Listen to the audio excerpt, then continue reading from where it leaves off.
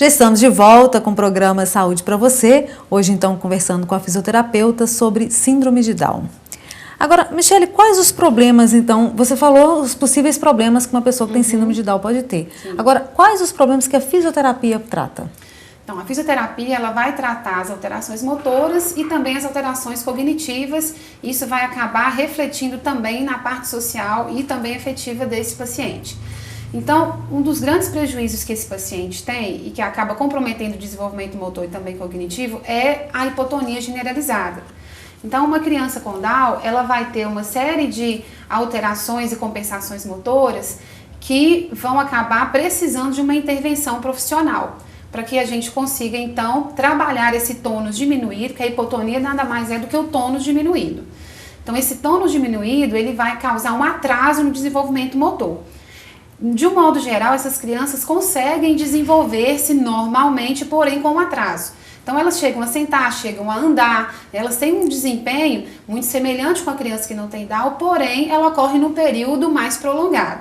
A fisioterapia, ela vai fazer com que esse processo seja acelerado, principalmente quando a gente estimular essa criança precocemente. Aí a gente consegue diminuir esse tempo de aquisição, que para ela é um pouco maior. Então a gente atua principalmente nessa desordem motora, que é a hipotonia, e a gente trabalha sempre também a parte cognitiva enquanto estimula a parte motora. Então a gente trabalha o lúdico, a gente trabalha com cores, com sons, né, estímulos visuais, auditivos, né, estímulos táteis, proprioceptivos, trabalha a questão da sensibilidade, para que a gente consiga então um desempenho dessa criança, tanto motor quanto cognitivo, muito próximo daquilo que é considerado normal para a idade dela. Uhum. Agora, Michele, qual que é o papel, qual que é a importância da família, né, com uma pessoa que tem essa síndrome? A família, ela é primordial na abordagem da síndrome de Down. Desde que a família recebe o diagnóstico de que tem uma criança com Down, não é fácil administrar isso, né? A família fica muito perdida, não sabe o que fazer, que profissionais ela pode procurar, de que forma ela deve conduzir essa criança. Então existe aquele primeiro momento em que a família fica perdida mesmo e carecendo de orientação. À medida que a família, então, toma consciência, né, da importância da sua participação para o desenvolvimento dessa criança, ela se torna, assim, peça-chave para que essa criança desenvolva todo o seu potencial. Então, a família ela tem que estar muito ciente da participação dela, ela tem que ser cooperativa, participativa, e uma das coisas que a gente observa, assim, nas crianças que se desenvolvem mais e têm a síndrome, é que a família não subestima a capacidade da criança. Muitas vezes, quando a família tem uma criança especial, ela tende a querer cercar essa criança de muitos cuidados, fazer tudo para ela, proteger, né, de ameaças que ela acha que pode haver naquele ambiente, mas o ideal é que a família estimule ao máximo a criança, né, estimule a parte motora, estimule a parte cognitiva, estimule a socialização, não tenha medo, né, de colocar o seu filho, né, por exemplo, na escola.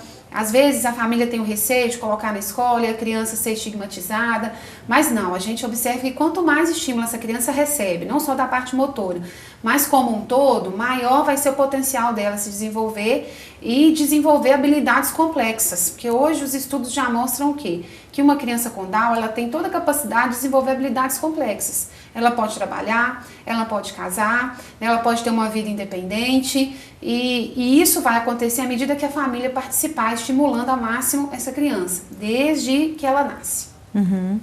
Agora, Michele, quando é que pode iniciar o tratamento da fisioterapia? O tratamento da fisioterapia ele pode iniciar tão logo o diagnóstico seja feito. Os estudos apontam que é importante que o tratamento comece antes dos 6 meses. Não existe uma data específica. Uhum. Na minha prática clínica, eu recebo crianças com 1 mês de idade. E os resultados que a gente tem com crianças que iniciam o tratamento de forma bem precoce, eles são notórios. Uhum. Essas crianças conseguem diminuir esse tempo que elas gastariam para adquirir um determinado desempenho motor muito. Então, se elas iriam, por exemplo, andar com 2 anos, elas têm a possibilidade, por exemplo, de andar com 1 ano e 6 meses, 1 ano e 3 meses. Uhum. Né? Então, o desempenho motor delas é bastante acelerado quando o tratamento ele é precoce.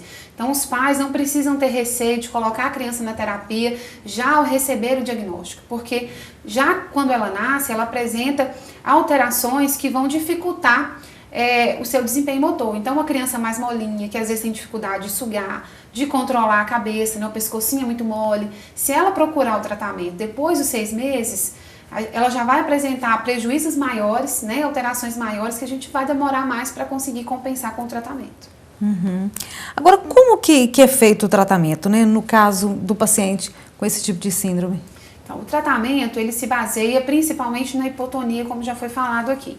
Então, ele utiliza de várias técnicas. Uma das técnicas que a gente utiliza com muito sucesso nesses pacientes é o conceito neuroevolutivo Bobat. Esse conceito ele é utilizado na fisioterapia para desordens neurológicas de um modo geral, mas ele tem muitos resultados positivos com o paciente com Down.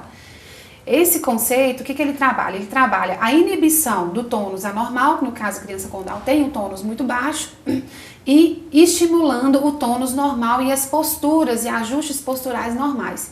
Então a gente trabalha uma série de posturas, né, e movimentos que servem para diminuir a hipotonia e para facilitar o tônus normal e facilitar com que essa criança tenha um desempenho motor normal, que ela consiga desempenhar os ajustes necessários para que ela consiga sentar, para que ela consiga engatinhar, ficar de pé, para que ela consiga andar, subir uma escada, correr, né, e assim as atividades mais complexas, né, que ela pode alcançar.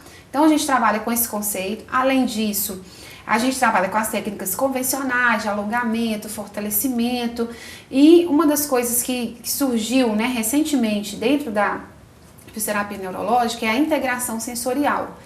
Tem dado muito resultado também com pacientes com Down e na fisioterapia a gente usa. A integração sensorial é quando a gente estimula essa criança em todos os sentidos. Então a gente estimula a percepção tátil, a percepção visual, a percepção auditiva. Então a gente utiliza de vários instrumentos, né, e abordagens para que ela experimente tudo que está ao redor dela. A gente percebe o ambiente através dos sentidos. E uma criança com Down, ela tem dificuldade sensitiva. Então na integração sensorial a gente procura trabalhar todos os sentidos com ela.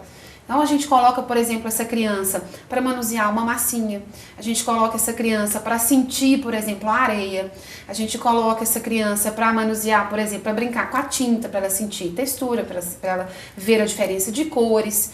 Então isso ajuda muito no desempenho motor. Parece assim que é uma atividade que não tem muita importância, são coisas até rotineiras que a criança faz na escola ou até mesmo em casa, mas elas surtem muito efeito no desempenho motor da criança, porque a gente só consegue ter uma resposta motora à medida que a gente percebe o ambiente que a gente está inserido. Né? Então a integração sensorial tem sido assim muito estudada, né? E tem tido muitos resultados com pacientes neurológicos de um modo geral, e o paciente com Down que se expõe a esse tratamento desde, né, que o diagnóstico é feito, ela tem bons resultados ao longo da vida. Então, na fisioterapia, a gente tem várias técnicas que são utilizadas, e quando são utilizadas, né, por um bom profissional, né, da maneira correta, a gente dá para esse paciente a possibilidade de ter um desenvolvimento neuropsicomotor normal e que na idade adulta ele possa desempenhar atividades complexas, né, que possam inseri-lo de uma forma efetiva no ambiente, né, em que ele está. Que bacana. Mas tá aí, mais uma dica do programa Saúde para você. Agradeço a participação, Michele, hoje no nosso programa. Eu que agradeço. Ok, até o próximo programa. Saúde para você.